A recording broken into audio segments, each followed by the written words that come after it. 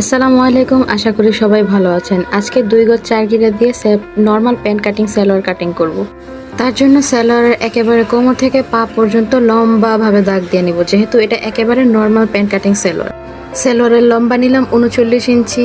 সালোয়ারের পায়ের মুখ ভাঙার জন্য যে যার মতো করে চট্টার অংশটুকু ভেঙে নিতে পারে। আমি আমার মতো করে নিয়ে নিলাম 3 থেকে 3.5 ইঞ্চি।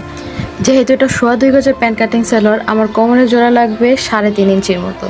1 ইঞ্চি লাগবে হচ্ছে গিয়ে আমার মেইন সালোয়ারের জোড়া, আর 2 ইঞ্চি লাগবে রাবাটের জন্য। পায়ের মুখ নিয়ে নিব 12 ইঞ্চি। সালোয়ারের হাই নেব 15 ইঞ্চি। হাফ ইঞ্চি সেলাইয়ের জন্য বাড়তি নেব।